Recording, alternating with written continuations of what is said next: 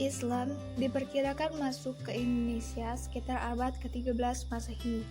Namun, untuk lebih tepatnya, kapan masuknya Islam ke Nusantara ini tidak bisa diprediksi.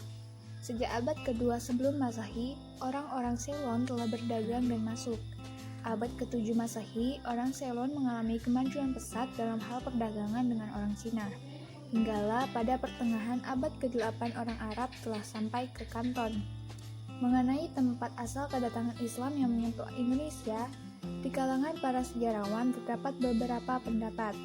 Ahmad Mansur Suryanegara mengikhtisarkan teori masuknya Islam dalam 3 teori besar. Yang pertama, teori Gujarat. Islam dipercaya datang dari wilayah Gujarat melalui peran para pedagang India Muslim pada sekitar abad ke-13 Masehi. Kedua, teori Mekah. Islam dipercaya tiba di Indonesia langsung dari Timur Tengah melalui jasa para pedagang Arab Muslim sekitar abad ke-7 Masehi. Ketiga, teori Persia. Islam tiba di Indonesia melalui para pedagang asal Persia yang dalam perjalanannya singgah ke Gujarat sebelum ke Nusantara sekitar abad ke-13 Masehi. Mengutip catatan C. Semper menyebutkan bahwa para pedagang Islam mengembangkan agamanya kepada penduduk asli dengan menggunakan pendekatan adat istiadat. Mengawini wanita-wanitanya, menebus para budak dan menjalin kerjasama dengan para raja negeri untuk menduduki jabatan-jabatan utama di pemerintahan. Mereka memiliki kemampuan dan kecerdasan yang melebihi penduduk asli dan mudah beradaptasi dengan budaya lokal, sehingga makin lama makin menguatkan pengaruh mereka. Mereka juga aktif menjalin persahabatan dengan golongan aristokrat lokal. Dengan cara-cara demikian, para pembawa agama Islam ke Nusantara akhirnya berhasil meletakkan dasar-dasar kekuatan sosial politik. Para peneliti tentang penyebaran Islam ke Nusantara Melayu pada umumnya sepakat menyatakan bahwa Islamisasi di kawasan ini dilakukan dengan jalan damai.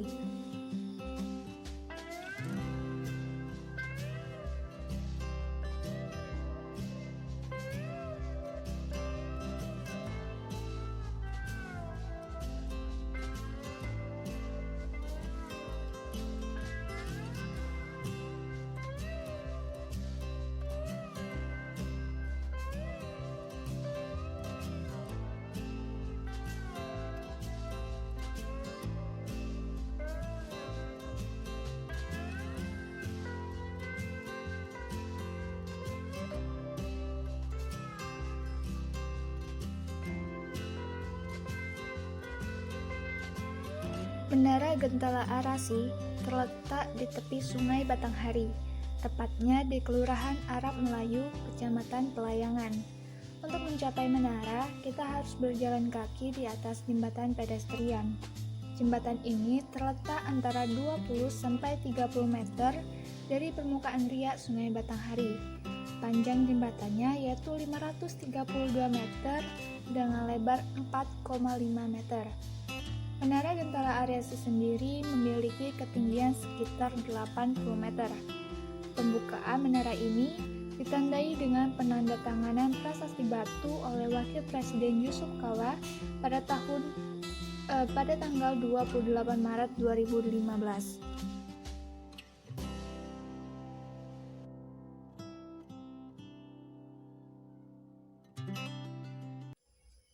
Menara Gentala Arasi merupakan simbol Islam di Jambi.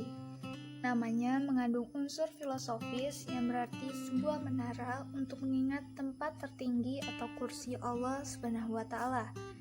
Gentala ini singkatan dari Genta dan Tala yang artinya lonceng dan penyelaras, serta Arasi merupakan tempat tertinggi Allah Subhanahu wa Ta'ala.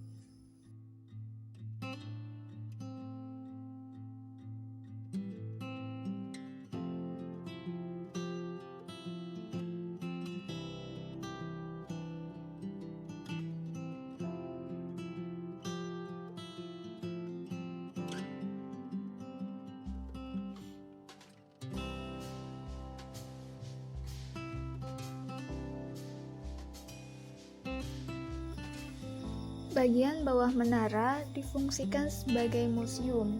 Pada ruangan ini dipamerkan berbagai jenis koleksi tinggalan sejarah dan budaya Islam yang berasal dari Provinsi Jambi. Penyajian koleksi dikelompokkan berdasarkan tematis, yakni naskah dan foto para ulama, seni dan budaya Islam, arsitektur Islam, pendidikan Islam, dan sejarah Menara Gentala Arasi. Banyak sekali koleksi bersejarah tersimpan di Museum Gentala Arasi ini. Memang masanya tidak begitu tua, rata-rata berumur 100-200 tahun. Ada koleksi uang logam kuno dari beberapa kerajaan. Koleksi lainnya yaitu berupa mushaf Al-Quran yang berukuran 1,25 meter kali 1,80 meter. Mushaf ini ditulis tangan, letaknya di dekat pintu masuk.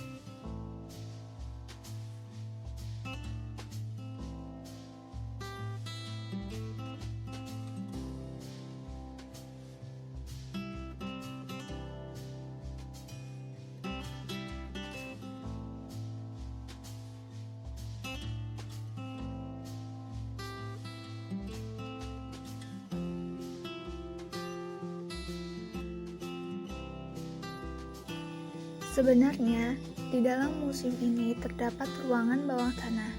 Untuk mencapai lokasi itu tersedia tangga. Di tempat itu terdapat kantor dan auditorium untuk pemutaran film dokumenter seputar sejarah Islam. Namun sayangnya, sejak tahun lalu ruang bawah tanah itu sudah rusak parah. Banjir akibat luapan Sungai Batanghari pernah beberapa kali terjadi, sehingga tampak beberapa kursi rusak. Bau tidak sedap datang dari ruangan ini. 2 buah AC yang menempel di dinding tampak tidak berfungsi lagi.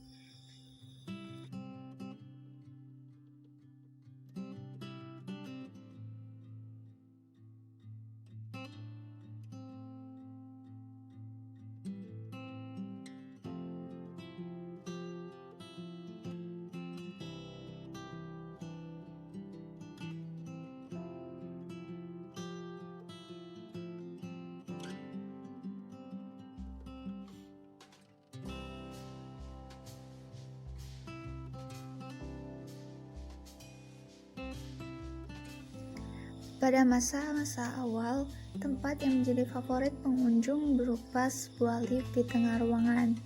Lift ini akan membawa kita ke balkon menara.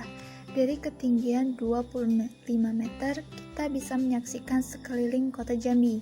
Namun sangat disayangkan, lift itu sudah tidak berfungsi lagi. Kini lift itu mangkrak. Begitu pula ruang generator yang mendukung pengoperasian lift.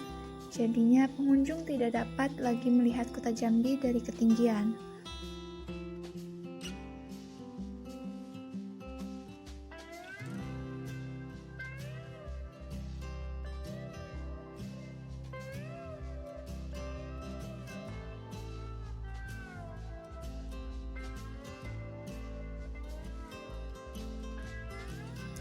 Hanya sekian yang dapat saya sampaikan. Lebih dan kurang saya mohon maaf. Terima kasih telah menonton. Wassalamualaikum warahmatullahi wabarakatuh.